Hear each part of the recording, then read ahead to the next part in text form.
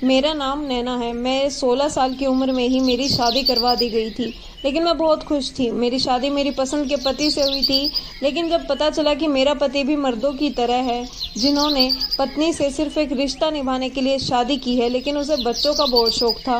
वह कहता था कि हमारे 4 बच्चे होंगे और मुझे सारे के सारे बेटे ही चाहिए। मुझे बेटी बिल्कुल भी पसंद नहीं है। तो मैं समझती थी कि वह मजाक कर रहा है, लेकिन फिर उसने मुझे कहा कि मुझे बेटियां नहीं पसंद, क्योंकि मेरी एक बहन ने हमारा मुंह काला करवाने में कोई भी कसर नहीं छोड़ी थी। बहुत मुश्किलों से उसे रास्तों से वापस खींच कर लाए थे जहां वह जा रही थी, और मैंने कहा कि मैंने तो कभी नहीं देखा। उसे पति का कहना था कि उसकी शादी करवा दी गई है और वह अभी इस देश में नहीं रहती है। हम लोग भी उसके संपर्क नहीं रखते हैं। मुझे बेटी नहीं चाहिए, सिर्फ बेटा ही चाहिए। शादी को 3 साल हो गए थे। अब तो हमारा यहाँ औलाद हो जानी चाहिए थी, लेकिन अभी तक कुछ भी नहीं हो रहा था। मैं क्या करूं, मुझे कुछ समझ में नहीं आ रहा था। मेरे पति भी बहुत परेशान रहता था, लेकिन मैं अपने पति से ज्यादा परेशान थी। मेरी शादी गांव में हुई थी। यहाँ लोगों को इन बातों की ज्यादा समझ ही नहीं आती थी। बस यहाँ पर लोग यही चाहते थे कि शादी के पहले ही साल बच्चा पैदा करे, और वह भी बेटा। वैसे मेरा पति अच्छा था, मेरा साथ देता था। जब मेरी सास मेरे पति को कहती कि 3 साल हो गए हैं तो इसे छोड़कर दूसरी शादी क्यों नहीं कर लेता, तो मेरा पति कहता कि लोग 4 से 10 साल भी इंतजार करते हैं, मैं भी करूंगा। अगर मुझे भगवान ने औलाद देनी होगी तो इसी में होगी, मुझे इसी से औलाद चाहिए। यही मेरी पत्नी है। यह बात तो बहुत अच्छी थी, पर उसकी कुछ बातें ऐसी भी थी जो बेहद बुरी थी और कोई औरत बर्दाश्त नहीं कर सकती थी। एक दफ़ा हमने डॉक्टर से कह दिया कि आप अपने पति का भी टेस्ट करवाएं, तो मेरे पति ने इतना बवाल मचाया कि अस्पताल के सभी लोगों को इकट्ठा कर लिया। मेरे पति का कहना था कि ज़रूरत कैसे हुई मुझे ऐसे कहने वाले, आप कौन हैं, क्या समझते हैं आप मुझे, मेरे अंदर कोई कमी नहीं है, मैं कोई टेस्ट नहीं करवाऊंगी। मेरे पति को समझाया गया कि जब किसी चीज़ का इलाज करवाने के लिए आते हैं, अगर इस मामले में 2 लोगों का हिस्सा हो तो फिर दोनों का चेकअप भी होता है और दोनों के टेस्ट भी करवाए जाते हैं। और टेस्ट करवाने का मतलब यह नहीं होता कि आप पर कोई इल्ज़ाम लगाई जा रही है। अगर आपके अंदर कोई कमी नहीं है तो आप बस, तो यह बात टेस्ट में आ जाएगी। इसमें परेशान होने वाली कौन सी बात है। लेकिन इस बात पर तो मेरे पति बहुत गुस्सा हो गया और कहने लगा कि हम कभी भी इस डॉक्टर के पास नहीं जाएंगे, जबकि यह डॉक्टर बहुत ही काबिल थी और पता नहीं कितने मुश्किलों से हमें इसका नंबर मिला था। हम अपने गांव से 4 घंटे का सफ़र करके इसके पास आए थे। उस दिन मैं उम्मीद भी थी, लेकिन मेरे पति ने सब कुछ खराब कर दिया। मेरे अभी तक 2 गर्भपात हो चुके हैं, लेकिन मेरे पति को इस बात का पता नहीं था। आज भी तो मैं यही करवाकर अपने घर आई थी। मेरे घर में सिर्फ मेरी माँ होती और मेरी माँ से बेटी कोई बात छुपी नहीं सकती थी। मेरी माँ भी मुझे वही समझा रही थी जो डॉक्टर ने कहा था कि तुम अपने पति को यह सब बता दो। उसे मालूम ही नहीं है कि तुम्हारे 2 गर्भपात हो चुके हैं। तुम उसे बात क्यों नहीं देती हो कि यह उसकी गलती की वजह से हो रहा है, इसमें तुम्हारी कोई गलती नहीं है। लेकिन मैं बस उनकी बातें सुन रही थी। पिछली दफ़ा भी ऐसे ही बातें की थी और मैं चुप करके सुन ली थी। मैं क्या कर सकती थी। मैं अपने पति से बहुत मोहब्बत करती थी और उस पर कोई इल्ज़ाम नहीं आने देना चाहती थी। मेरी माँ ने कहा कि इस पर वैसे भी इल्ज़ाम नहीं आएगा, इल्ज़ाम तुझ पर ही आएगा और तुझ पर ही आ रहा है। उस दिन भी तेरी सास की कोई रिश्तेदार हमारे घर चली आई थी और कहने लगी कि तुम्हारी बेटी तो बांझ है।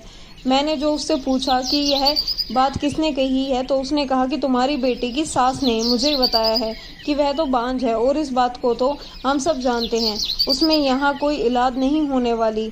तो अपनी सास को कम से कम यह तो बता दे कि यह सब हो रहा था, इससे यह तो पता चल जाए कि तू बांझ नहीं है, तेरा पति ही नामर्द है, उसके अंदर खराबी है, ताकत नहीं है इसमें, जिसकी वजह से तेरी कोख में बच्चा आता है लेकिन बढ़ता नहीं है। और इस तरह से तू अपने 2 अबॉर्शन करवा चुकी है, तेरा खून टेस्ट हो गया है, तेरी सेहत खराब हो रही है, तेरी जवानी खराब हो रही है। तो यह बात क्यों नहीं मानती, तेरे अंदर दिक्कत होने लगेगी। उसे यह बात बता दे ताकि वह यह सब करने से रुक जाए, और डॉक्टर के मुताबिक उसके यहाँ कभी भी स्वस्थ औलाद पैदा नहीं हो सकती, क्योंकि उसके अंदर कमी है, उससे मसला है। मैंने माँ को कहा कि यह डॉक्टर ने सिर्फ अंदाजे पर कहा है, मेरे पति ने आज तक कोई टेस्ट करवाया ही नहीं है। तो मेरी माँ ने कहा कि डॉक्टरों को तो पता है ना कि तेरे साथ क्या हो रहा है, डॉक्टर ने ऐसा 1000 केस देखे होंगे और इसकी वजह से तो तेरा पति है। डॉक्टर इस बात को समझती है कि जब औरत के साथ ऐसा होता है तो इसकी वजह पति ही होता है। तुझे इतनी बड़ी बड़ी बातें क्यों नहीं समझ आती। आंखें देखी मक्खी तेरे हलक से उतर कैसे रही है। अगर 2-3 दिन और ऐसे हादसे हो गए तो तुम मर जाओगी। मैंने उससे कहा कि मैं क्या करूं, मुझे वक्त भी नहीं करने देता है, मैं चोरी छुपे कुछ नहीं कर सकती। उसके हमेशा मुंह पर और मेरे सामने पर भी नज़र रहती है। मेरी माँ ने कहा कि फिर मैं ही जाकर तेरी सास और पति से बात करती हूँ। तो मैंने अपनी माँ के सामने हाथ जोड़े बैठ गई। बिल्कुल भी ऐसा ना करना, बहुत बड़ा तमाशा बन जाएगा और वह मुझे तलाक दे देगा। फिर मैं वापस आ जाऊंगी और मैं एक दफ़ा वापस आ गई ना तो मैं फिर और कहीं नहीं जाऊंगी। मैं किसी और का मुंह नहीं देख सकती। मैं सिर्फ अपने पति से ही मोहब्बत करती हूँ। मैं बहुत जज्बाती हो चुकी थी। अपनी माँ को भी परेशान कर डाला। रात को पति की कॉल आई तो कहने लगा कि कब तक वापस आओगी। मैंने कहा कि 2-3 दिन तक मुझे रहने दो, माँ की तबीयत खराब है। उसने कहा चलो ठीक है। वैसे भी 2-3 दिन में मैं संभल नहीं सकती थी, लेकिन थोड़ा आराम तो मुझे मिल ही सकता था। मैंने बड़ी मुश्किल से अपने मायके में 3 दिन गुजारे, नहीं तो मेरा पति वह मेरे बिना एक दिन भी नहीं रहता था। और यह मोहब्बत बिल्कुल भी नहीं थी। औरत को पता चल जाता है कि उसका पति उससे मोहब्बत करता है या सिर्फ अपने मतलब के लिए उसको साथ रखे हुए है। और मुझे भी पता चल गया था। लेकिन कभी कभी मुझे ऐसा भी लगता था कि मेरे पति को मुझसे मोहब्बत है, मुझे अपनी पत्नी का दर्जा देता है, लेकिन मुझसे मोहब्बत भी करता है। बेशक महबूबा और बीबी में बहुत फ़र्क होता है, यह तो सभी जानते हैं। खैर, मैं वापस घर आ गई। एक दिन अपने कमरे में खड़ी हुई कपड़ों को वापस अलमारी में रख रही थी कि मेरे पति ने मुझे गौर से देखा और मेरे पास आकर मेरे हाथ थाम लिए। मुझे सिर से पांव तक देखा। उसकी आंखों में प्यार नहीं, हैवानियत थी। पता नहीं वह क्या देख रहा था। उसका कहना था कि तुम्हारा जिस्म अजीब सा होता जा रहा है, तुम्हारा पेट भी बाहर निकल आया है। ऐसा लगता है कि जैसे तुमने 2-3 बच्चे पैदा किए हैं, जबकि अभी तक तुमने कोई बच्चा भी पैदा नहीं किया। तुम शादीशुदा औरतों जैसी लग रही हो। मैंने कहा कि मैं शादीशुदा ही हूँ। तो उसने कहा कि नहीं, मेरा मतलब था कि तुम ऐसी लग रही हो जैसे किसी औरत के 4-5 बच्चे हो जाते हैं तो वह पहचान ही नहीं जाती है कि यह तो शादीशुदा है और इसके 2-4 बच्चे तो होंगे। क्या क्या करती रहती हो सारा दिन? बैठी मत रहा करो, चलती फिरती रहा करो, काम करा करो। अभी तो एक औलाद भी पैदा नहीं की है और ऐसी हो गई हो। कल 2-4 बच्चे हो जाएंगे तो फिर तुम्हारा क्या हाल हो जाएगा। मुझे लगा कि वे मजाक कर रहे हैं, लेकिन वे सीरियस हो गए और मुझे बातें सुनाने लगे। उन्होंने मुझे मोटी कहा। उन्हें क्या पता था कि उसकी वजह से मैं 2 बार क्या कर चुकी थी। और अबॉर्शन कोई मजाक नहीं होता। इसमें औरत का उतना ही खून बर्बाद होता है जितना कि ऑपरेशन में, और उसके बाद उसके साइड इफ़ेक्ट्स भी होते हैं जो नज़र आते हैं। यह साइड इफ़ेक्ट्स ना आए इसलिए अपना ख्याल रखती थी। मैं खाना भी कम खाती थी और बेमतलब इधर उधर घूमती भी रहती थी, लेकिन फिर भी अगर कोई असर नहीं हो रहा था तो मैं क्या कर सकती थी। हर इंसान की अपनी अपना शरीर होती है, उसका अपना स्टाइल होता है। उसके अंदर क्या हो रहा है उसे पता नहीं होता। मेरे पति ने मुझे एक बार पर बहुत बातें सुनाई और कहा कि आज से तुम्हारे चावल भी बंद हो और तुम्हारा मीठा खाना भी बंद, सिर्फ सब्जियां खाओ और आटे में नमक भी मत डालो। उन्होंने मुझे इतना लंबा लेक्चर सुना दिया और मैं चुपचाप ही सुनती रही, क्योंकि जो दुख मेरे दिल में था यह उनके सामने कुछ भी नहीं था। लेकिन एक बार फिर से ऐसा हुआ कि मुझे फिर से उम्मीद मिली। जब मुझे पता चल जाता था कि मैं गर्भवती हूँ तो मैं यह बात अपने पति को नहीं बताती थी। पहली बार मैंने इसलिए नहीं बताया था कि 2-3 महीने बाद बताऊंगी, ताकि जब कोई टेंशन ना हो। लेकिन डॉक्टर ने मुझे पहले गर्भपात के बाद ही बता दिया था कि इस तरह से तुम कभी भी माँ नहीं बन सकती, तुम्हारे सिर्फ और सिर्फ गर्भपात ही होंगे। इसलिए यह काम छोड़ दो और खुद को भी दुख मत दो, या फिर अपने पति को समझाओ कि वह अपना इलाज करवाए और साथ तुम्हारा भी ख्याल रखे, क्योंकि तुम्हारे अंदर कोई भी कमी नहीं है, तुम्हारा शरीर बिल्कुल ठीक है। तो दूसरी बार मैंने इस डर से नहीं बताया था कि कहीं पहली बार वाला हाल ना हो, क्योंकि फिर मेरी सास ने तो सारे खानदान को बता ही देना था और बाद में खानदान वालों के सवाल मुझे ही सुनने थे। लेकिन अब तीसरी बार तो मुझे पता चला था कि फिर से यही होने वाला है। अभी मेरे पिछले गर्भपात को 3 महीने ही गुजरे थे। मैं तो अपना सिर पकड़े बैठी थी कि क्या करूं क्या ना करूं। फिर से उसी डॉक्टर के पास जाऊंगी तो वह मुझे बातें सुनाएगी। इस बार किसी और डॉक्टर के पास चली गई। उसने चेक किया, 3 हफ्ते हो चुके थे और उसका कहना था कि कोई ग्रोथ नहीं हो रही है, लेकिन फिर भी उसने मुझे 2 हफ्ते का समय दिया कि 2 हफ्ते बाद आना। मुझे याद है कि मैं अपने घर में ही थी कि एक रात अचानक से मेरे पेट में बहुत तेज दर्द हुआ, लेकिन मैं अपने पति को बुला नहीं सकती थी। वह बाहर बैठा था, अपने दोस्तों से फ़ोन पर बात कर रहा था जो बाहर के मुल्क होते हैं। मैंने दर्द से चीखना भी सही नहीं समझा और चुपचाप बैठी रही। फिर शायद मैं सो गई, लेकिन जब मेरी आँख खुली तो मैं अपने घर में नहीं बल्कि अस्पताल में थी। मुझे लगा कि मेरे पति मुझे यहाँ लेकर आए हैं। मैं बहुत परेशान हो गई क्योंकि मैं अपने ससुराल से ही यहाँ आई थी। लेकिन मैंने देखा कि मेरी माँ वहाँ मौजूद थी और मेरी माँ ने कहा कि मैं तुमसे मिलने के लिए आई थी। तुम्हारे पति ने कहा कि अंदर कमरे में है। तुम्हें बेहोश देखा तो चोरी छिपे तुझे हॉस्पिटल ले आई। मैंने माँ से कहा कि आप इतनी बहादुर कब से हो गई। मैंने उनसे कहा कि मेरी ऐसी हालत देखकर आपने शोर नहीं मचाया। इन लोगों को यह नहीं कहा कि मेरी बेटी का यह क्या हाल कैसे हो गया। मेरी माँ का कहना था कि मैं तो यही चाहती थी, लेकिन तुमने मना किया था तो फिर क्या करती, इसीलिए चुपचाप तुम्हें अस्पताल ले आई। मैंने अपनी माँ का हाथ थामा और कहा शुक्रिया। लेकिन मेरी अम्मी ने कहा कि डॉक्टर कह रही थी कि अगर चौथी बार ऐसा हुआ तो आपकी बेटी मर जाएगी। अब तुम बताओ मैं क्या करूं? अरे तुम्हें तो मैंने 9 महीने अपनी गोद में रखकर पाला है, इतनी तुम्हारी सेवा की है, तुम्हारे लिए रातों को जागी हूँ। तुम मेरी औलाद हो, मुझे तो यह गम मत दो। इस तीसरी बार के बाद तो मेरी हालत और भी ज़्यादा खराब रहने लगी। शक्ल मेरी ऐसी थी कि जैसे मुझे सदियों से खाना नहीं मिला और बदन मेरा फूलता जा रहा था।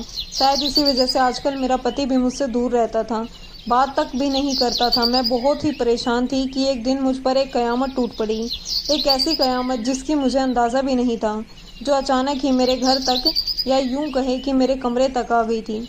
मेरा पति 2 दिन के लिए शहर से बाहर गया था। उसका कहना था कि ज़मीनों के सिलसिलों में कोई काम है, लेकिन जब वापस आया तो अकेला नहीं था, उसके साथ 18 साल की लड़की थी। उसका कहना था कि यह मेरी पत्नी है और मैंने दूसरी शादी कर ली है, रीति रिवाजों के मुताबिक हुई है। कानून के मुताबिक शायद शादी को नहीं माने, पर रीति रिवाज मानते हैं, क्योंकि 3 साल बाद भी तुम मुझे औलाद नहीं दे सकती और अब इसी से भगवान मुझे औलाद देगा। मेरी सास ने जब यह देखा तो वह तो मेरे पति की तारीफ करने लगी और उसकी बलाएं लेने लगी, जबकि मेरा दिल कर रहा था कि ज़मीन फट जाए और मैं उसके अंदर चली जाऊं। मेरे पति ने अचानक से यह क्या कर दिया था? उसे लड़की इतनी जल्दी कहाँ से मिल गई? उसने किसी को बताया तक नहीं और सीधा शादी करके ही आ गया। मेरी सास का तो कहना था कि क्या खूब खुशी की खबर सुनाई है बेटा। मेरे तो 10 साल उम्र बढ़ गई, जबकि मेरी 10 साल उम्र कम हो गई थी। मैं रोते हुए अपने कमरे में चले गई। मेरा पति मेरे पीछे आने लगा तो मेरी सास ने उसे रोक लिया। मेरी सास ने कहा, इसे छोड़ो और अपनी दूसरी बीवी के साथ वक्त गुजारो। मैं मरने से पहले अपने पोते पोतियों की शक्ल देख कर जाना चाहती हूँ। लेकिन आधे घंटे बाद पति मेरे कमरे में आ गया। मैं अभी तक रो ही रही थी। उसने मेरी तरफ हाथ बढ़ाया और मैंने हाथ झटक दिया।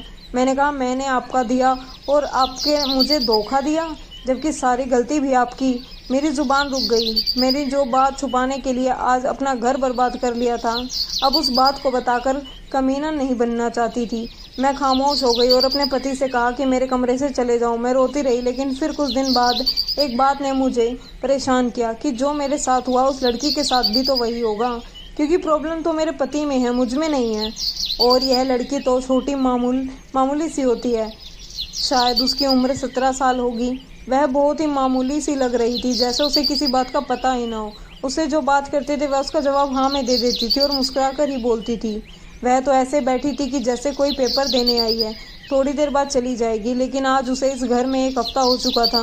मेरी सास कितनी खुश हुई कि भगवान को धन्यवाद करने के लिए यात्रा पर ही रवाना हो चुकी थी। लेकिन जब मैंने इस लड़की को गौर से देखा तो मेरे कदमों तले से ज़मीन निकल गई, क्योंकि उसका पेट तो ऐसे बड़ा हुआ था कि जैसे उसके पेट में पहले से ही बच्चा है। वह जब खुद इतनी दुबली पतली थी तो उसका पेट कैसे निकल सकता था? एक मोटी औरत के निकले हुए पेट और एक गर्भवती औरत के पेट में ज़मीन आसमान का फ़र्क होता है। और वह मोटी बिल्कुल भी नहीं थी, लेकिन सिर्फ उसका पेट ही बाहर था। मैं तुरंत अपने पति के पास गई, जो अपने कमरे में बैठा था। मैंने जाकर कमरे का दरवाज़ा बंद कर लिया और अपने पति का गिरबान पकड़कर अपनी नज़रों के सामने किया और उसे सारा कुछ बता दिया। मैंने उसे जब सब कुछ बता दिया तो वह कभी बाप नहीं बन सकता, उसके अंदर कमी है और उसकी वजह से ही मैं इस हालातों में पहुंच चुकी गई हूँ। और अब वह किसी और लड़की की ज़िंदगी बर्बाद कर रहा है, लेकिन वह लड़की तो पहले से ही पेट से है।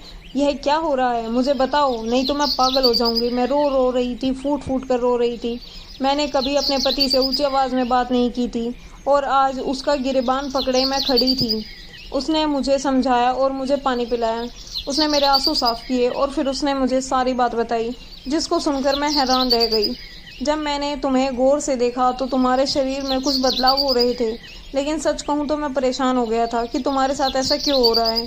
इसके बारे में मैंने एक दोस्त से पूछ रहा था जो बाहर के मुल्क में डॉक्टर है। उसने कहा था कि ऐसी तब्दीली तो सिर्फ उन औरतों के शरीर में आती है जो पेट से होती हैं। तुम्हारी माँ आई थी, कमरे में आकर देखा तो तुम बेहोश ही पड़ी थी। तुम्हारी माँ भी उसी दिन आई थी, लेकिन उसने मुझे सब कुछ बता दिया था और मैंने उससे कहा कि उन लोगों को तुमसे झूठ बोलना होगा कि तुम जो मुझसे छुपा रही हो वे छुपाए रहे, क्योंकि मैं तुम्हारे सामने शर्मिंदा हो गया था। मेरी वजह से तुमने इतना दुख उठाया, इतनी तकलीफ और सर दर्द उठाया और मुझे बताया तक नहीं। इतनी मोहब्बत करती हो तुम मुझसे, और तुम्हें क्या लगता है कि मैं तुम्हारी मोहब्बत को इस तरह ज़ाया कर दूंगा? मैंने इस लड़की से शादी नहीं की थी। मैं हमारे लिए एक बच्चा गोद लेने गया था, लेकिन इन लोगों के बहुत से दिक्कत थे, कागजी कार्रवाई थी, वे बच्चा नहीं दे रहे थे। फिर उनका कहना था कि हम आपकी पत्नी से मिलने, आपके घर वालों से मिलेंगे और पता नहीं क्या क्या करने के बाद बच्चा आपको हवाले करेंगे। यह लड़की अनाथ खाने के बाहर खड़ी रो रही थी। इस लड़की के साथ किसी ने बहुत ही जुल्म किया था और उसके घर वालों ने इसका अपना ही पाप उसे बेच रहा था। जब मैं उस लड़की तक पहुंचा तो देवैखा वह भी भागता हुआ आया, क्योंकि यह लड़की वहां से ही भाग रही थी। फिर मैंने उसके बाप से बात कर ली और मैं उस लड़की को खरीद कर लाया हूँ, लेकिन मेरा ऐसा कोई मतलब नहीं था। उसका बाप मुझे कभी भी उसको मेरे साथ जाने नहीं देता, इसलिए मुझे उसकी बात माननी पड़ी और मैंने उसे मुंह मांगी रकम दे दी। मैंने इस लड़की को कहा कि मेरे साथ चले और मैं इसको पनाह दूंगा। मैंने निगाह नहीं किया, यह मेरी पत्नी नहीं है, लेकिन इसका बच्चा हमारा बच्चा कहलाएगा। और अगर दुनिया वाले समझते हैं कि यह मेरी पत्नी है तो इससे मुझे फ़र्क नहीं पड़ता। मेरी पत्नी सिर्फ तुम ही हो। मैं तुमसे बहुत मोहब्बत करता हूँ। यह सिर्फ इस घर में रहेगी। मैंने उसको भी यही कहकर लाया हूँ, यह घर में रहेगी। यह थोड़ी सी नासमझ है, इसे ज़्यादा बातों की समझ नहीं आती। जो इसके साथ हुआ है उसके बाद ही ऐसी हुई है। मैंने अपने पति का हाथ पकड़ा और रोने लगी। मैंने कहा कि मैं आपसे बहुत मोहब्बत करती हूँ, इसलिए मैंने आपको यह सब कुछ नहीं बताया था। मुझे माफ़ कर दें। मेरे पति ने कहा कि यह सब मेरी वजह से हुआ है। तुमने कितनी तकलीफ़ उठाई है, लेकिन मैंने अपने आंसू साफ़ किए और अपने पति के आंसू भी साफ़ किए और अपने पति को कहा कि अब जो मैं आपको कह रही हूँ वह गौर से सुन ले। मेरा पति कहने लगा कि तुम हुक्म करो, मैं तुम्हारी बात सुन रहा हूँ। मैंने अपने पति का हाथ थामा और उसे बहुत प्यार से एक बात समझाने लगी। मैंने अपने पति से कहा कि आपको सब कुछ पता चल गया तो आपने मेरी इज्जत रखी, मेरी माँ की इज्जत रखी, अपनी माँ के सामने मेरी इज्जत बचाई। आपने इस लड़की को भी बचाया, आपने उसको पनाह दी और मेरे साथ वफा भी की और उसके साथ शादी नहीं की। इसका मतलब कि आप बहुत अच्छे इंसान हैं। लेकिन जब इतने ही अच्छे इंसान हैं तो फिर यहाँ आपको एक और अच्छाई करनी होगी। आपने इस लड़की को खरीदा है। आपकी नीयत बुरी नहीं थी, लेकिन यह खरीदी हुई लड़की है और यह हमेशा यही समझे कि हम इसे बच्चा लेंगे तो फिर इसका क्या करेंगे। यह इस घर में रहेगी तो फिर वह बच्चा इसको क्या समझेगा। आज मैं आपको इजाज़त देती हूँ कि आप इस लड़की से शादी कर ले और उसको अपनी पत्नी बना ले। वह बच्चा आपका होगा, हमारे साथ रहेगा। वह उसको भी माँ कहेगा और वह मुझे भी माँ कहेगा। उसे दो माँ का प्यार मिलेगा और फिर उसके बाद हम लोग इलाज कराएंगे। हो सकता है कि सब कुछ ठीक हो जाए। हो सकता है कि भगवान हमें भी औलाद दे दे कि मैं भी आपके बच्चे की माँ बन सकूं। मुझे बहुत खुशी होगी अगर मैं आपके बच्चे की माँ बन सकूं। जब मेरे पति ने मुझसे अपनी मोहब्बत का इजहार इतने अच्छे तरीके से किया था कि मुझसे बेवफाई नहीं की थी, तो फिर मैंने भी उनको इजाज़त दे दी कि वह लड़की को पनाह दें और उनको अपना नाम भी दें। मैंने अपने पति की शादी खुद उस लड़की से करवाई और भगवान ने हमें उससे एक प्यारी सी बेटी दी। मेरे पति को बेटी कभी भी पसंद नहीं थी, लेकिन इस बच्ची को गोद में लेकर मेरा पति इतना खुश था कि मैं बता ही नहीं सकती। पूरा दिन मेरा पति इस बच्ची के साथ खेलता है, कभी उसके लिए घोड़ा बन जाता है तो कभी उसे उठाकर झूलता है।